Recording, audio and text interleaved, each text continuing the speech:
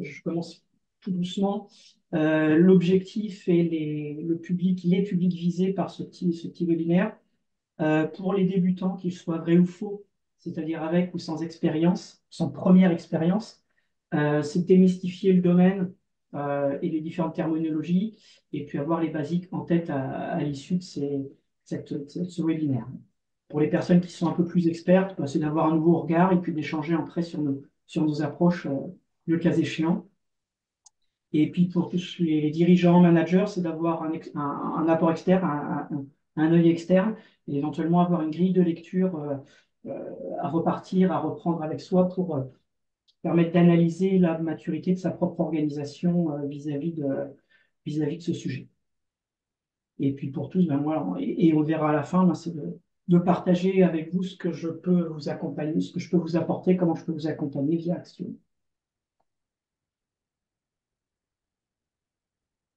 Premier point, on va d'abord faire ce qu'on est en train de faire ensemble, faire connaissance. On verra ensuite quels sont les concepts en jeu dans le cadre de l'analyse de risque. On regardera qu'est-ce qui se cache, on ira un peu plus loin derrière sur ces concepts, sur la définition de ces concepts, leurs relations. À la fin, une petite phase de questions-réponses. Donc, pendant tout le déroulé, pour qu'on reste dans le timing et qu'on ait une chance de terminer dans le timing, à moins qu'il y ait une vraie incompréhension, quelque chose que j'ai mal expliqué, vous ne compreniez pas du tout, vous pouvez m'interrompre. Si c'est des questions d'approfondissement, des remarques, des envies de comparer, de partager, je propose de garder cette partie-là plus sur la fin. Ce sera plus, je serai moins stressé une fois qu'on sera arrivé au bout et qu'on sera que je serai sûr qu'on sera dans les temps. Et puis à la fin, moi, j'apporterai un petit complément sur les différentes méthodologies qu'on peut retrouver et concrètement ce que je peux apporter.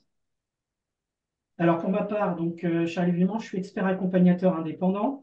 J'ai 20 ans d'expérience dans l'industrie, dans des grands groupes et en ETI, en France et à l'international, en management et en conception en développement produit.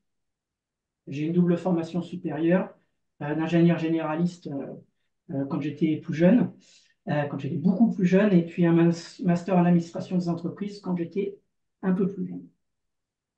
J'ai aussi une certification de formateur que j'ai passée il n'y a pas très longtemps. J'interviens dans les domaines du management de projet, du management d'organisation, du management d'équipe et de la conception de produits, surtout sur un aspect méthodologique. Euh, les concepts en jeu. Alors, en fait, là, je vais vous faire travailler un petit peu, refaire encore un peu travailler. Je vais vous poser la question de ce que le terme analyse de risque vous évoque. Le but du jeu, c'est de vous mettiez un peu tous les mots qui vous viennent à l'esprit quand on parle d'analyse de risque, ce que ça vous évoque. Et puis, on regardera, on reviendra dessus, puis on commentera ça un peu tous ensemble ensuite. Okay. Alors, donc on voit qu'il y a pas mal de termes qui sont en jeu, certains qui reviennent. Qu'est-ce que je vais ressortir par rapport à ce que je vais vous dire derrière? Donc, effectivement, il y a l'aspect projet où la gestion des risques est importante. On va avoir une histoire de gestion aussi, effectivement, de comment on va gérer le risque. Là, je vais surtout vous parler d'analyse, mais effectivement, de manière plus générale, ça s'inscrit dans une démarche de gestion. Matrice de criticité, hein, oui, intéressant, on va revenir dessus aussi. Les décisions, effectivement, ça ne sert à rien de faire une analyse si on ne peut pas prendre de décision. Ça, c'est un principe un peu général en lean management. Si on ne peut pas prendre de décision, surtout ne cherchez pas à mesurer ce que vous avez, si de toute façon, vous ne pouvez rien en faire. On va parler éventuellement de planification, d'organisation. On voit qu'il y a restructuration, burn-out et ce genre de choses. On voit qu'il y a aussi une connotation qui peut être non seulement technique sur l'analyse de risque, mais qui peut aussi être plus générale sur l'entreprise, sur l'aspect humain. Et on verra qu'effectivement, il y a plusieurs façons de faire de l'analyse de risque. Mais ce que je vais essayer de vous montrer aujourd'hui, c'est qu'il y a un cœur et donc, a priori, dans toutes les méthodes d'analyse de risque, on va retrouver les différents concepts qu'on va partager aujourd'hui. OK. quelqu'un voudrait rajouter quelque chose ou préciser éventuellement un élément qui lui tient à cœur ou qui évoque vraiment quelque chose en termes d'analyse de risque sur les mots que vous avez notés? C'est bon? On attendra plus tard pour prendre la parole, ça marche. Alors, les principaux concepts qu'on peut retrouver, déjà, on va parler de risque. Donc, l'analyse de risque, c'est bien, mais le risque, qu'est-ce que c'est? On va le voir. On va parler de danger, on va parler de probabilité, de gravité, de criticité, c'est un terme qui était noté dans les différents mots qui sont revenus. On parlera d'acceptabilité, c'est le dernier terme qu'on verra, qui n'est pas forcément toujours évident et qu'on peut avoir tendance à oublier. Et puis on parlera d'événements et de conséquences. On va voir s'il y a vraiment les deux blocs, les deux éléments de base de l'analyse de risque. Le premier, donc on parle de risque.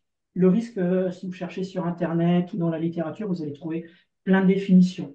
On peut trouver que c'est la possibilité de survenue d'un événement indésirable avec probabilité d'occurrence d'un péril probable ou d'un aléa. On va aussi trouver que c'est l'effet de l'incertitude sur un ou des objectifs. Généralement, ça fait référence à des événements ou des événements ou des conséquences potentielles. Donc, on ne parle pas de choses qui sont réalisées, on parle de choses qui peuvent se réaliser. Une des définitions, et celle que je préfère, et que je trouve vraiment intéressante, c'est que c'est l'association de quatre facteurs: un danger, une probabilité, une gravité et une acceptabilité. Vraiment, quand on a ces quatre éléments et qu'on a réussi à les définir, à les mesurer, on est vraiment en mesure de caractériser, de définir notre risque. Le premier point, un événement, c'est un fait qui survient à un moment donné. Euh, a priori, on s'y attend pas. Il n'est pas a priori positif ou négatif. C'est quelque chose qui se produit. Pour illustrer un peu tout ça, je vais prendre l'exemple de quelqu'un qui a des lacets défaits. C'est ça le domaine, et on va analyser le risque qui est lié à ce truc-là. L'événement de base que l'on va chercher euh, qu'on va, euh, qu'on va analyser, le point de départ, c'est que mon lacet est défait et je marche dessus. Ça, c'est l'événement au départ. Et au départ, a priori, il n'est pas plus positif ou négatif, c'est juste un fait dont on va partir.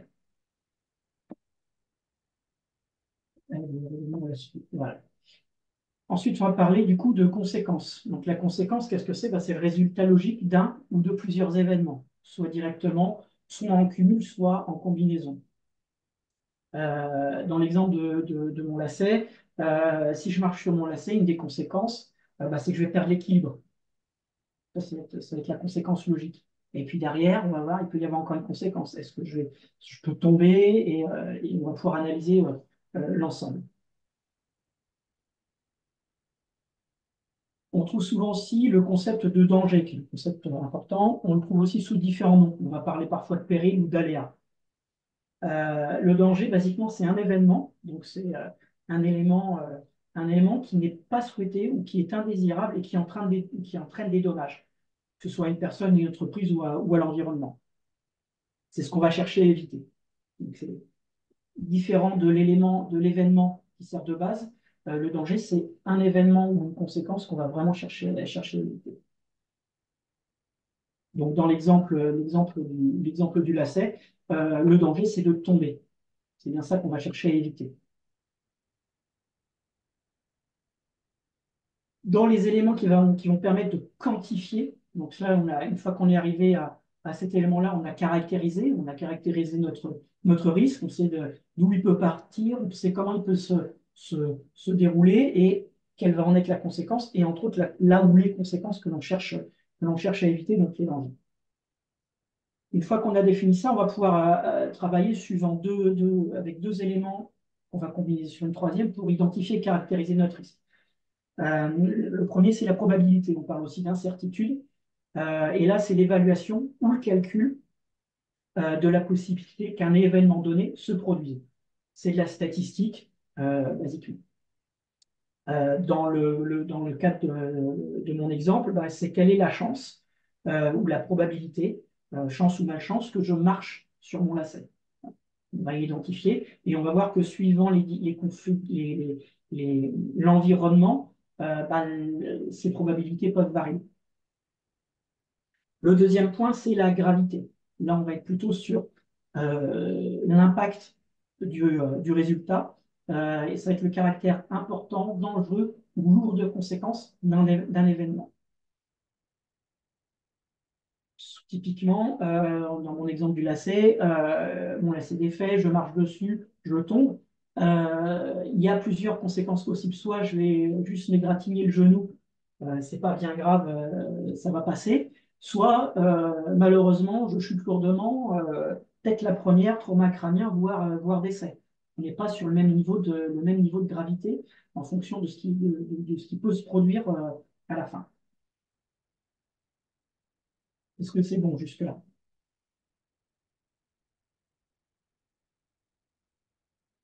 Ensuite, ce qu'on va voir, on a vu qu'il y a ces deux éléments, la gravité et la probabilité, et en fait, généralement, bah, dans à peu près tous les systèmes d'analyse de risque, les deux éléments sont combinés pour identifier ce qu'on appelle la criticité. Et généralement, c'est une combinaison de la gravité et de la probabilité.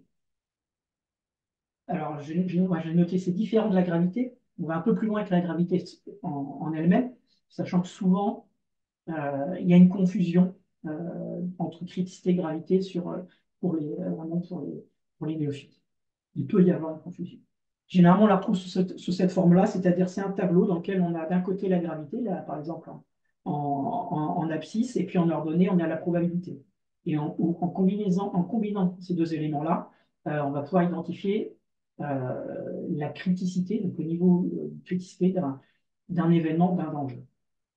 Donc, typiquement, plus quelque chose a une chance de se produire et plus les conséquences sont graves, plus il est critique, plus on va vouloir le maîtriser, moins il a de chances de se produire, moins les conséquences sont graves, moins on va y porter attention. Ça permet en fait surtout d'amener une priorisation quand on va vouloir, une fois qu'on a fait notre analyse de risque et qu'on a tout identifié, ça va nous permettre de prioriser sur ce sur quoi on va travailler pour ne pas tout mettre au même niveau, sinon on se noie. Toujours dans l'exemple du lacet. Et c'est là où on va intégrer aussi l'ensemble de comment dire, du contexte dans lequel on se trouve. Si je reprends mon exemple du lacet, on imagine que c'est une personne jeune qui fait par exemple du judo, qui est en train de marcher et qui a des lacets plutôt courts. Voilà, représentez bien l'image. Dans ce cas de figure, on est quelque chose qui est peu probable parce que le lacet, ils sont pas hyper longs, donc il est peu probable qu'il marche dessus.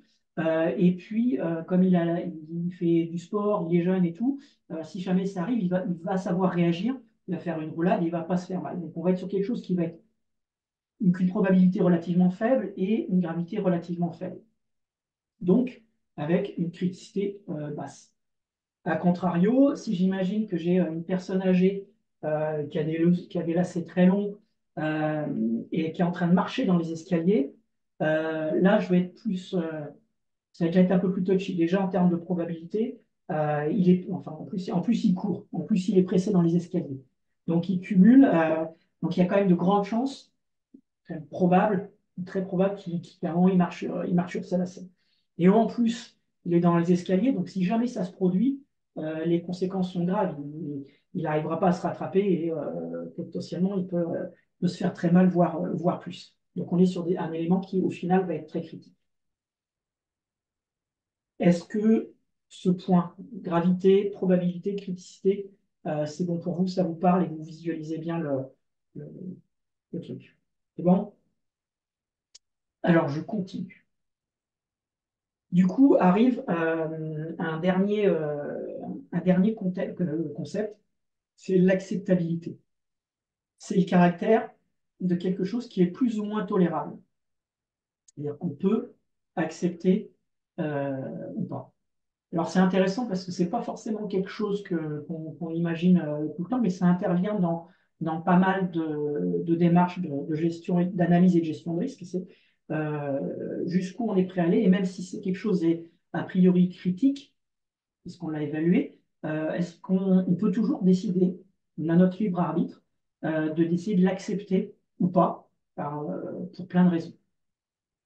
Si je prends, alors je continue sur mon exemple du lacet, puis j'essaie de faire un truc. Alors c'est un petit peu, on est un petit peu sur un truc philosophique théorique, mais c'est pour illustrer. Donc on imagine que, on reprend l'idée du jeune, la jeune personne là, qui fait du judo, qui a des lacets courts, qui est en train de marcher. Bon, on a dit c'est pas très critique parce que c'est peu probable et puis il va savoir quoi faire. Maintenant, si on imagine qu'on est dans le contexte, comme c'était par exemple ce week-end, pour ceux qui suivent un peu le sport et le judo en particulier, il y avait le Grand Slam de Paris. Euh, on imagine Teddy Riner. Est-ce qu'on est prêt à prendre le risque, aussi infime soit-il, qu'il se casse la gueule le jour de la compétition? Alors, on va peut-être se dire non, on veut, même si c'est infime, même si c'est juste il tombe et il s'égratigne le genou, ça peut mettre à mal sa finale. On ne prendra pas ce risque. Et du coup, on mettra en place des solutions et des choses pour être sûr que ça ne se produise pas. A contrario, et c'est là où ça devient un petit peu très théorique et sujet à discussion, on imagine notre personne âgée, là, qui est en train de courir dans les escaliers, qui a les lacets longs, et donc pour qui on a dit c'est très critique. Maintenant, on imagine que ce gars-là, c'est un criminel de guerre. C'est quelqu'un, pendant une guerre, qui a tué plein, plein, plein, plein, plein de gens, qui a fait des trucs très, très mauvais, puis qui a réussi à échapper à la justice tout au long de sa vie. Comment on accepte ou pas que ce risque, dans ce cas-là, puisse être pris ou qu'on décide de faire ou de ne rien faire. Voilà.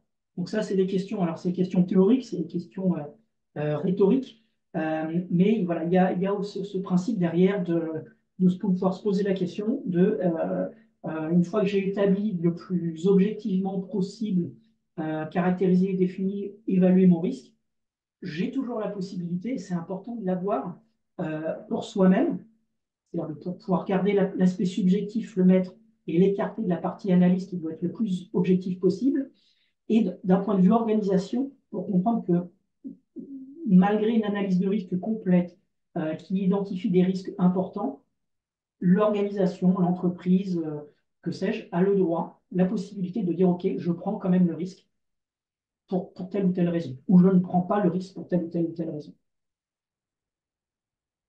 Voilà, donc on a vu ces différents concepts qui pour moi sont vraiment les concepts principaux en gestion des risques et en particulier en analyse de risque. C'est le moment où je vous laisse la parole. Est-ce que vous avez des questions? Est-ce qu'il y a des points sur lesquels vous souhaitez que je revienne ou qui vous posent, vous voulez compléter? Voilà. C'est à vous. J'en profite pour Allez, surveiller je me l'heure. lance. Vous pouvez y aller, on est dans les temps. Ouais. Du coup, Charlie, par rapport à la matrice de criticité, donc le tableau où il y a les probas et la gravité, Oui. est-ce qu'on peut la modifier justement, savoir si c'est faible, critique ou pas? Justement, sur cette slide, est-ce qu'on Oui. peut la modifier? Est-ce que c'est fixe ou pas? Alors, si je comprends la question, c'est qu'est-ce qu'on met derrière les cotations en termes Non. de... Par exemple, au lieu d'être un risque important, c'est décaler tout le bloc pour avoir justement un seul faible, avoir Ah oui, un alors oui, modéré et avoir oui, plus de critiques. d'accord. Donc, pour répondre de manière plus générale, ça c'est un exemple. Et généralement, toutes dans tout ce que si vous cherchez matrice de crise sur Internet, elles vont à peu près avoir toute cette tronche-là. Après, chaque entreprise, chaque organisation, chaque personne s'approprie l'outil, comme un peu tous les outils, et va identifier ce qui met derrière chacun, on va identifier ce qu'on met derrière chaque niveau de probabilité, on va le caractériser, on va dire c'est tant pour cent, c'est tel chance sur 100, est-ce que c'est aussi des trucs qu'on a déjà vus, qu'on n'a jamais vus? Voilà, on peut utiliser tout un tas de critères pour définir le niveau de probabilité. Et pareil, en termes de gravité, on va dire, euh, on va caractériser pour avoir tous la même définition dans l'entreprise et pouvoir communiquer. C'est quoi la définition d'une gravité 5, d'une gravité 4, ainsi de suite. Pareil, les échelles, on peut les changer. On peut aller sur 3 niveaux. Si on veut faire quelque chose de très simple, on peut aller sur 10 niveaux si on veut avoir un truc hyper précis. Donc, généralement, 5, c'est le bon compromis. Et une fois qu'on a identifié ces valeurs, et ben effectivement, on va pouvoir mettre, entre guillemets, la barre où on veut dans le tableau entre ce qui est pas critique et ce qui est très critique. Mais ce qui est surtout important, c'est de voir de cartographier les différents risques et de s'attaquer à ceux qui sont les plus en haut, et identifier les risques qui sont vraiment ceux que l'on va refuser de prendre structurellement.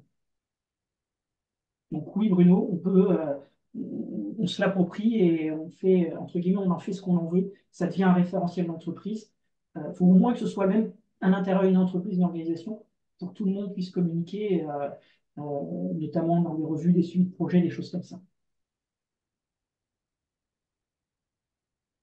Et du coup, pour l'acceptabilité, est-ce que justement l'acceptabilité, ça découle de la matrice ou pas? Alors, C'est-à-dire que si on est sur une criticité faible, automatiquement, on va dire que c'est un risque alors, acceptable ou pas? on peut. Alors, effectivement, c'est un niveau où l'acceptabilité peut intervenir sur l'évaluation de la gravité. Ou de la décision. L'acceptabilité, il faut vraiment prendre comme un truc où, une fois que je suis arrivé au bout de mon analyse de risque, et éventuellement de la mise en place des différentes solutions qui vont me permettre de le maîtriser, typiquement, ce qu'on va chercher à faire, c'est que on va avoir des points un peu partout sur ce genre de matrice, et puis on va mettre en place des solutions pour les ramener le plus possible vers le coin en bas à gauche.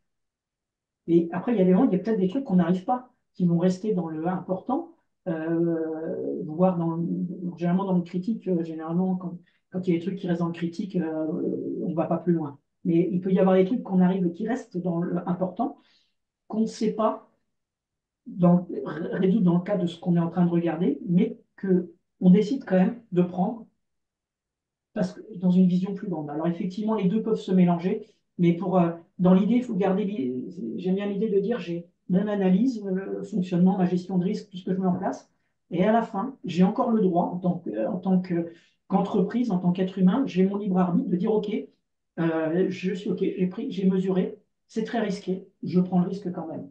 Ou c'est pas si risqué que ça, mais il est hors de question que je prenne un risque. Alors, on imagine je sais pas, un constructeur automobile. Il va se retrouver sur un véhicule qui est en train de sortir avec un risque modéré sur un truc comme ça. Sauf qu'il il s'est déjà pris les pieds dans le véhicule précédent et il a une mauvaise presse. Et il a dit là, c'est hors de question que ce truc-là, ce risque-là, il est hors de question même si c'est pas dangereux, machin, il est hors de question qu'on le répète. Alors effectivement, quand on se dit ça, il y a l'idée on évalue la gravité, mais bon, c'est un truc qui vient en plus de toute l'analyse qu'on peut faire, là où on va pouvoir mettre du libre arbitre et de la décision euh, pour prendre des risques ou ne pas les prendre. Ok. Et sinon, moi, bah, du coup, tu as un petit peu répondu, mais je me demandais dans quel type de risque, est-ce que c'est dans les matériaux qu'on choisit pour construire un produit? Est-ce que c'est dans le recrutement? Est-ce que c'est, enfin, dans quel domaine Tous. Alors en fait, tous. Dans tous les domaines où on se projette sur quelque chose, on dit voilà, je veux recruter, comme par exemple le recrutement, je veux recruter pour un poste de directeur. Très rapidement, on peut se dire, OK, c'est quoi les risques et qu'est-ce qui peut faire que je me loupe dans le recrutement. Voilà. Et puis on va se dire, dans la gravité, jusqu'où ça peut aller. Si je tombe sur un psychopathe qui va mettre tout le monde en burn-out, voilà, là on va se retrouver sur quelque chose qui est grave dans l'ensemble, mais que, en tant qu'entreprise, on peut décider d'accepter. Parce que la culture d'entreprise fait que, voilà, C'est là où on va parler de l'exemple de l'acceptabilité. Mais on peut se dire, voilà, on a des choses critiques quelle est la probabilité compte tenu de mon processus de recrutement, par exemple? Est-ce que je mets en place suffisamment d'entretiens? Est-ce que je mets en place un système avec des analyses de personnalité qui permettent d'aller gratter, de voir si jamais il y a un truc qui n'est pas bien? Est-ce que j'intègre un retour, une discussion avec toutes les personnes qui sont intégrées dans le processus de recrutement pour voir ce qu'ils en pensent et s'ils le sentent ou pas, parce qu'après, il y a aussi, il peut y avoir des éléments subjectifs, voilà. Et donc, par exemple, sur un cas comme ça, je fais rien, je fais un entretien, je recrute le gars, il est OK pour le salaire, je le prends. La probabilité que je me plante est assez haute.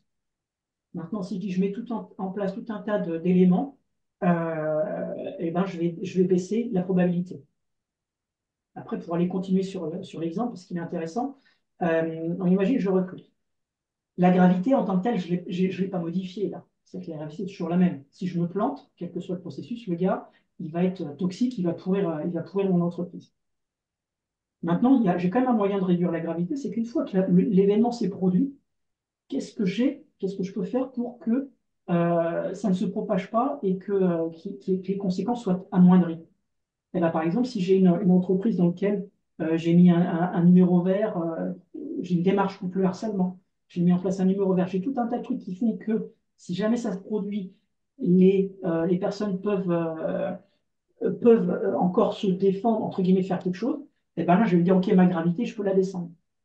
Ce qui va me permettre de dire, bah, du coup, si j'ai dans l'entreprise quelque chose qui permet de réduire la gravité, eh ben, je peux me dire, au moment où je vais chercher à optimiser, par exemple, mon processus de recrutement, ben, je vais dire, OK, j'ai baissé ma gravité, je peux me permettre d'enlever un truc ou deux, un ou deux rendez-vous, par exemple, j'en faisais 5, j'essaie d'en faire plus que 3.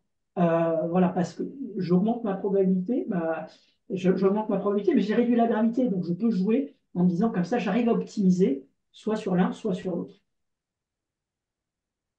Voilà, et ça s'applique, effectivement, l'exemple est bon, mais ça peut s'appliquer à tout.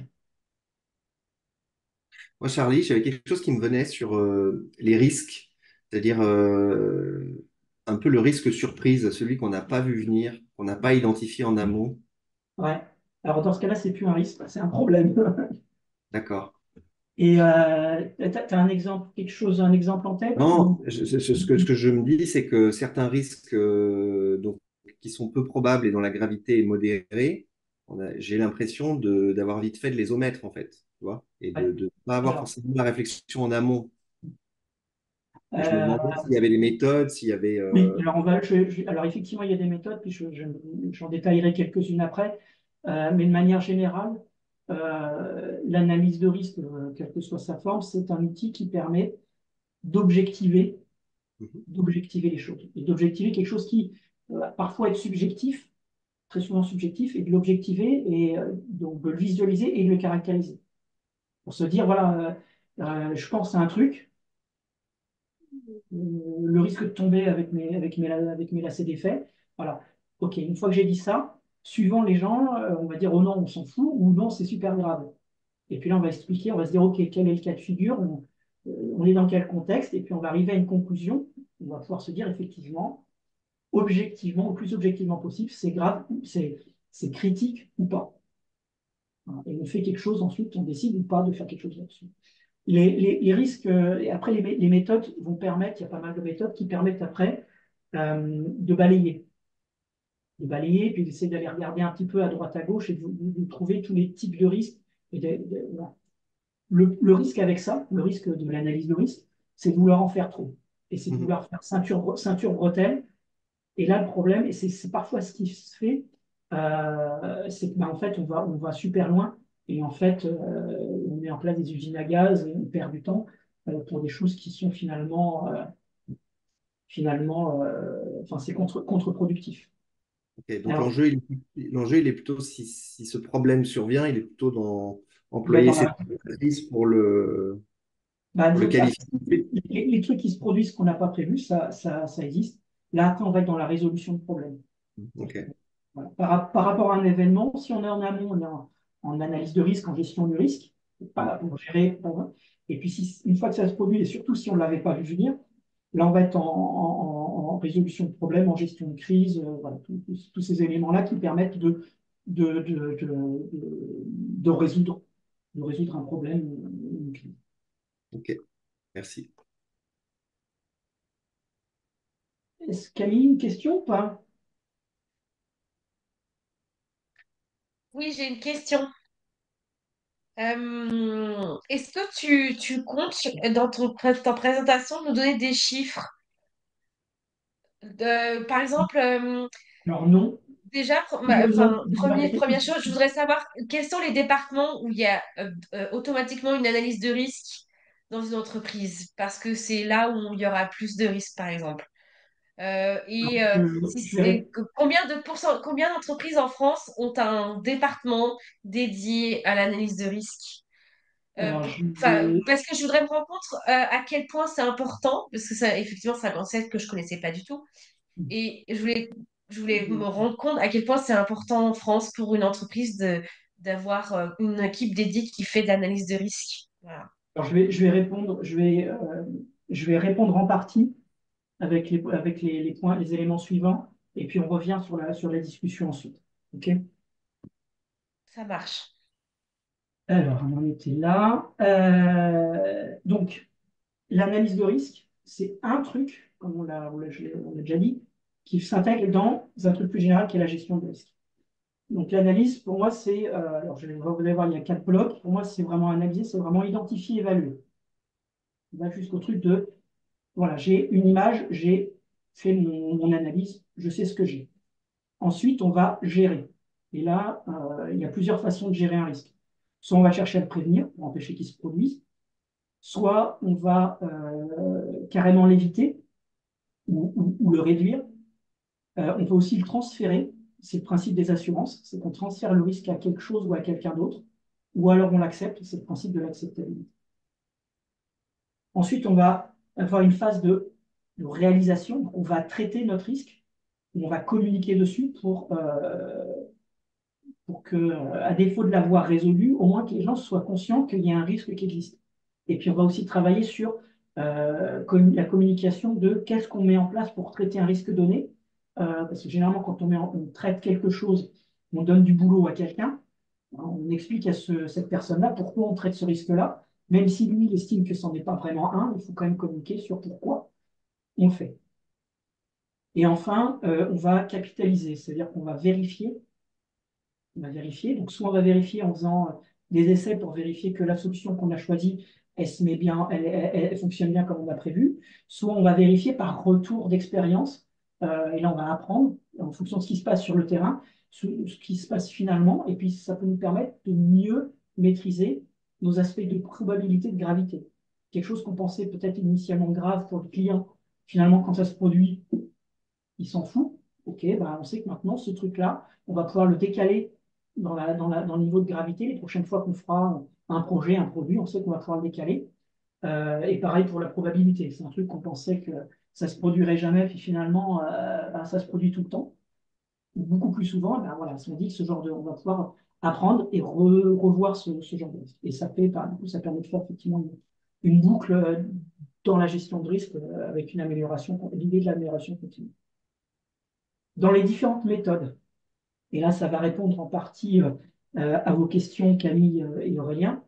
Euh, Dans l'analyse des causes, il y a, il y a plusieurs démarches que vous avez, ou vous avez peut-être déjà entendu, on va parler de 5M ou diagramme Ishikawa.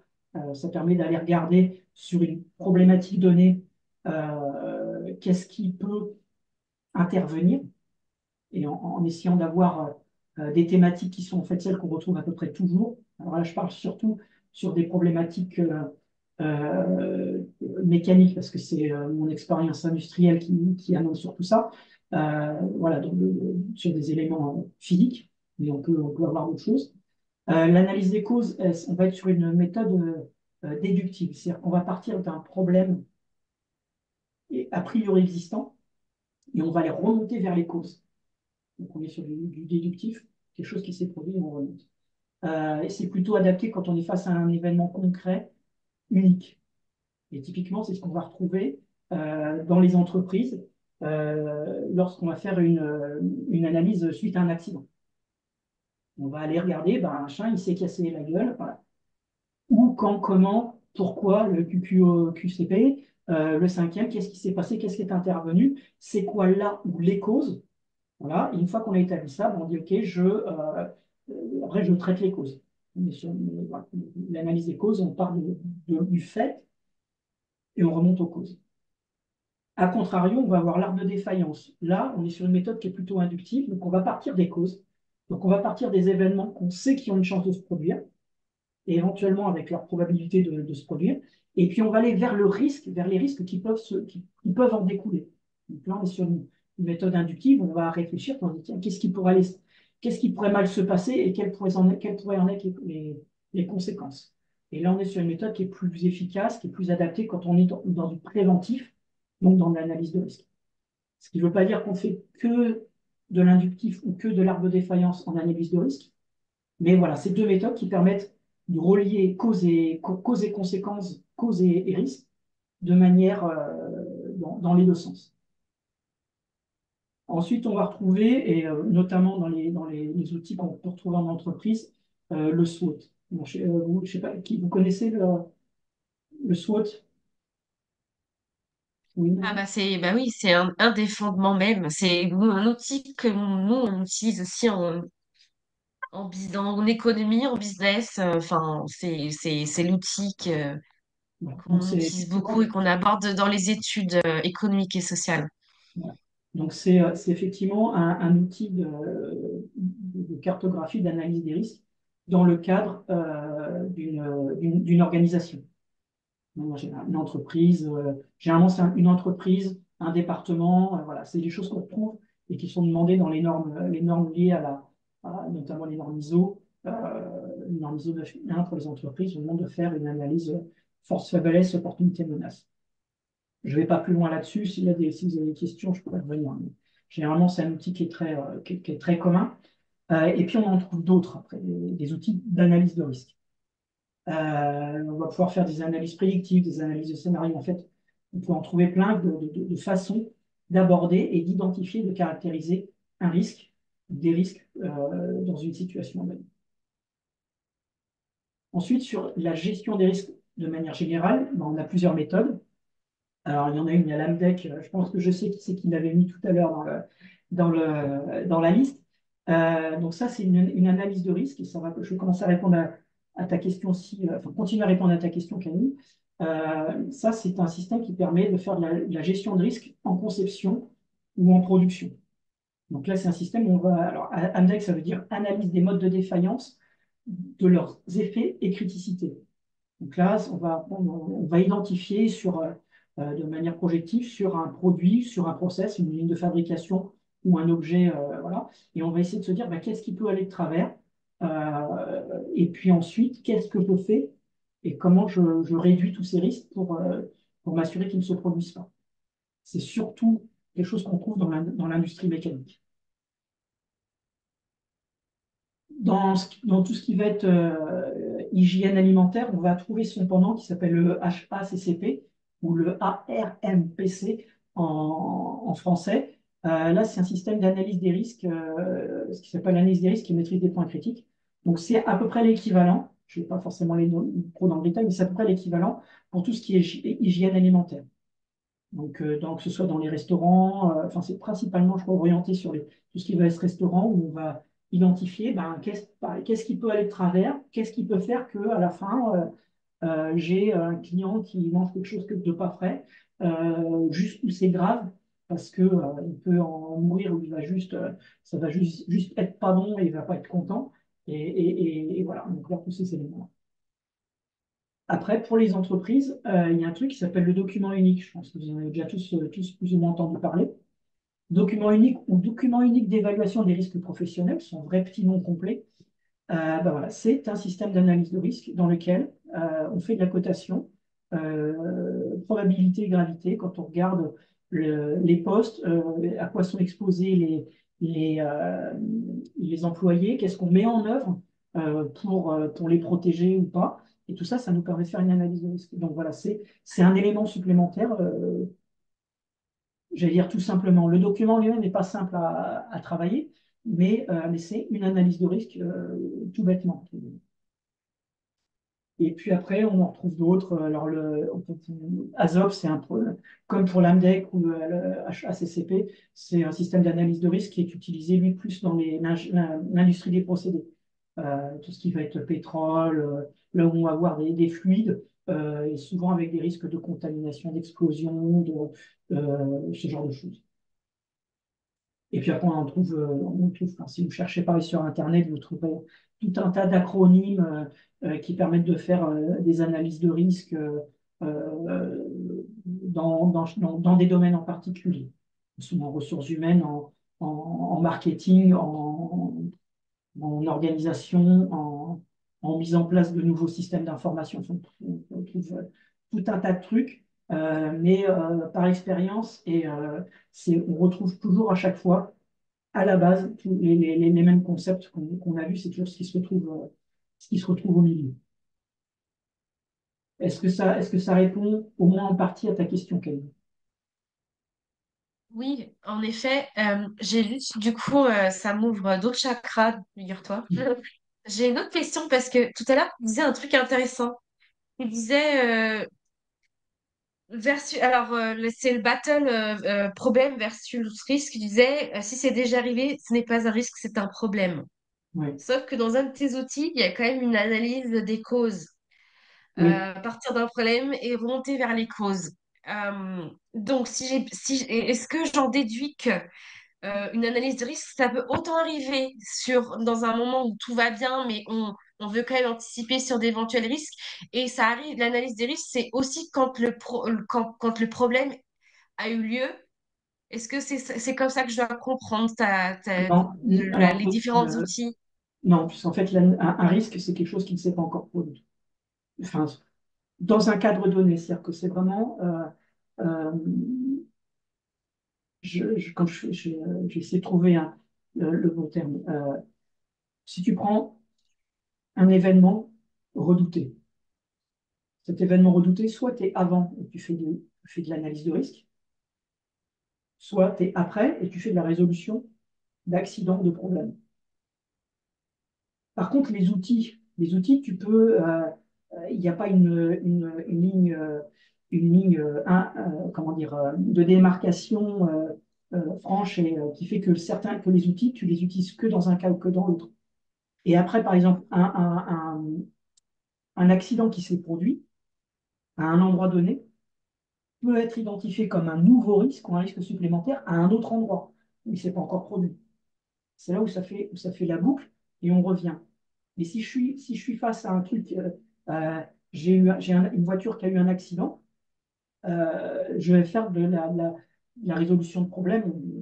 Résolution de problème, c'est peut-être pas forcément le bon terme, mais je vais chercher à comprendre ce qui s'est passé à ce moment-là. Et je ne peux plus résoudre ce qui s'est produit. Il y a eu un accident, le conducteur est mort. Bon, je ne peux plus rien faire pour empêcher que. Par contre, je peux essayer de comprendre pour soit aller incriminer la bonne personne, donc mettre la bonne personne en prison, soit me dire, bon, c'est la faute à pas de chance, mais comment on fait pour éviter que ça se reproduise? Et c'est là où on a la boucle et on va l'aborder comme une analyse de risque pour, euh, pour une nouvelle loi, pour un nouveau produit, pour quelque chose qui sera dans le futur. Ok. Bon, j'espère que j'ai répondu. Et puis après, les outils. Oui, oui. Il y a des outils qui sont plutôt dédiés à l'un plutôt à l'autre, mais à partir du moment où on se retrouve face à une chaîne de causalité, et ben, en fonction dans quel sens on veut la regarder, on va prendre plus ou tel outil. Et ce qui peut être aussi intéressant, et c'est le cas je vais prendre l'exemple, quand je déroule des AMDAC parce que c'est mon dada, c'est un système qui peut paraître complexe parce qu'il y a plein de choses, c'est un tableau, il y a plein de colonnes dans tous les sens, et où on travaille sur le mode de défaillance. Donc, on travaille très particulièrement sur euh, c'est quoi la cause, c'est quoi le mode de défaillance, donc qu'est-ce qui va se passer, et puis c'est quoi la conséquence à la fin. Et si on prend le tableau tel quel, on va essayer effectivement d'identifier toutes les causes, tous les modes de défaillance, toutes les conséquences. Et puis rapidement, les gens, ils en ont marre au bout de 2 réunions de 3 heures, et puis la fois d'après, tu n'arrives plus à faire l'exercice. Alors que moi, ce que je fais dans ces cas-là, c'est que je fais une première réunion Alors, je demande juste à ce que l'équipe, qui généralement on prend des équipes pluridisciplinaires, alors, c'est un truc qu'on retrouve à peu près aussi dans toutes les analyses de risque, c'est de prendre des gens, des connaisseurs et des néophytes, et de mélanger ça pour que ça pose les bonnes questions. Parce que les connaisseurs, ils savent ce qui va se produire parce qu'ils connaissent, puis les néophytes, ils peuvent se poser la bonne question, dire, mais au fait, ça risque pas, et on peut parfois tomber sur des trucs comme ça. Donc en fait, on prend tout ce monde-là, là, et la première réunion, quand je fais des AMLEC, je mets un peu tout ce monde-là ensemble, et je ne sors pas le tableau à remplir. Je pose des questions. Je dis, OK, voilà ce qu'on veut faire. Alors, il faut à peu près avoir identifié ce qu'on veut faire, c'est-à-dire l'avoir caractérisé, venir avec un dessin industriel ou une analyse fonctionnelle ou un cahier des charges ou juste une image ou un truc, voilà, qu'on puisse visualiser et se représenter ce dont on est en train de parler. Et là, bah, je pose la question, je dis, bah, qu'est-ce qui risque de foirer? Qu'est-ce qui risque de ne pas aller correctement? Et là, les gens, naturellement, en fonction de leur sensibilité, de leur expérience, ils vont sortir des trucs. Et ces trucs-là, en fait, je les prends, je les note, brainstorming, et après, je les reprends et je les mets dans les bonnes colonnes. Donc, on va parler parfois, on va dire des trucs, ben ça, finalement, c'est plutôt une cause, ça, c'est plutôt une conséquence. Et puis, il y a les maîtres techniques qui vont dire, ouais, alors si ça se passe ça et ça et ça et ça, il peut se produire ça. Donc, ils vont parler sur un mode de défaillance. Donc, après, et puis, la fois d'après, on prend ce tableau-là, et puis, j'arrive, voilà, j'ai tout mis dans le tableau. Maintenant, on va faire un truc assez simple, c'est qu'on va remplir les cases qui sont vides. Donc, là, un tel, tu m'as parlé d'un risque, d'un truc qui peut se produire, et on a travaillé, c'est quoi la conséquence, et à la fin, c'est quoi le problème. On regarde ces trucs-là, et en fait, ce qui veut dire que, et c'est l'idée aussi d'objectiver quelque chose de subjectif en analyse. C'est-à-dire qu'on va avoir tous, on va pouvoir imaginer ce qui peut aller de travers, et voilà. Et ces différentes méthodes permettent de réorganiser ça au bon endroit, et puis et après de les objectiver, puis après de les quantifier. Et ce qui est intéressant, notamment dans le cas des index, c'est que une fois qu'on a identifié notre mode de défaillance de cause, et ben on se dit, on évalue la probabilité.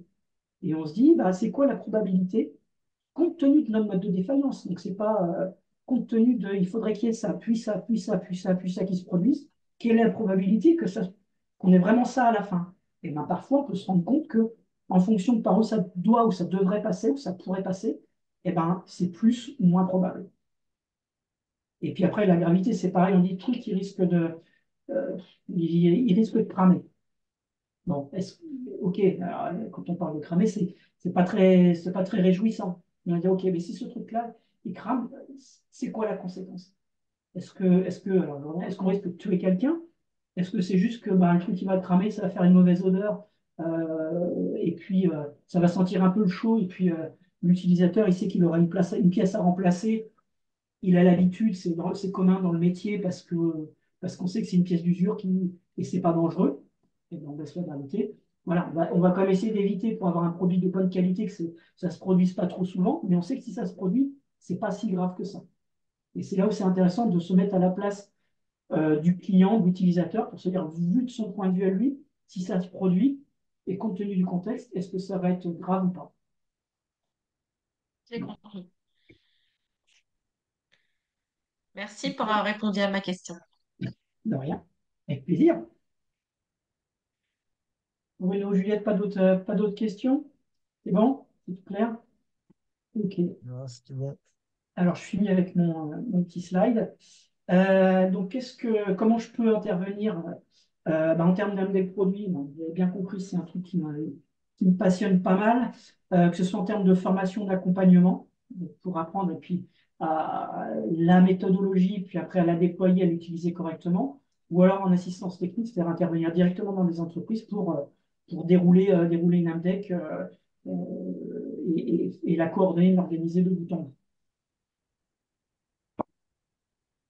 En analyse de risque projet, là, c'est plutôt l'accompagnement méthodologique, vraiment sur comment on fait une analyse de risque en projet, qu'est-ce qu'il faut prendre en compte, comment on gère ensuite la résolution de ces risques, vraiment dans le cadre d'un projet. Et puis, ça peut être sur du conseil ou du diagnostic dans une entreprise, puis voir comment ils font, et puis voir si c'est plutôt robuste, s'il y a des points d'amélioration, des éléments qui peuvent être changés pour que ce soit encore plus performant.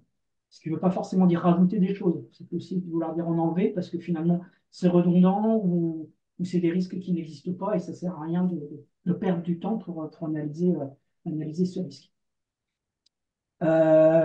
Sur les méthodes d'analyse, pareil, que ce soit, comme on en a parlé, du SWOT, des analyses de cause et de défaillance. Là, je peux faire de l'accompagnement, sachant que c'est des méthodes qui sont quand même plutôt connues, plutôt utilisées, mais parfois pas très bien.